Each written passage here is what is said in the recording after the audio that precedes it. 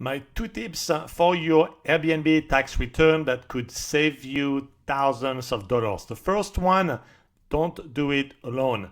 There are changes in tax laws that happen every year, and you want to make sure that you have a CPA that guides you while you do your tax return, especially a CPA that has short-term rentals experience. This may sound obvious, but it's like banks as well. You have some that are expert and some that have never done anything as it relates to short-term rental.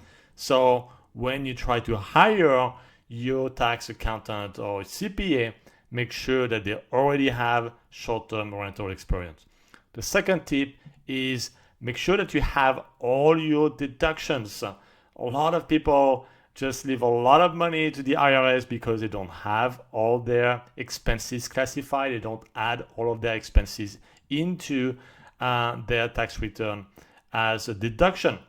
So don't add anything either. It has to follow the IRS guideline, which in short means an expense has to be both necessary and ordinary. Necessary and ordinary. And since those are the two keywords to make sure that an expense can qualify as a deduction.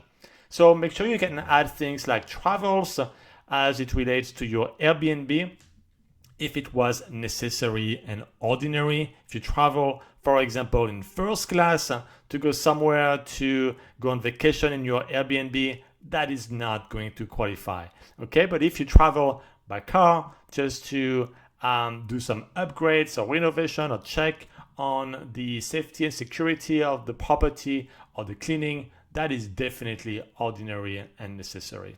Also, make sure you add expenses that relates to food, maintenance, renovation, cleaning fee, guest welcome gifts, whether it's a water or bottle of wines, HOA if you have those to pay, and also ask your CPA about your mortgage interest deduction.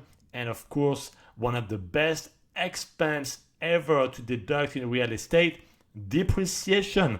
Make sure that the depreciation is part of your deduction. So if you have everything in QuickBook on Excel, great for you. If not, you're going to need to make sure you compute all your expenses for 2018, but make sure you have them well classified, follow the IRS guidelines, and have as much deductions as possible that follow these IRS rules.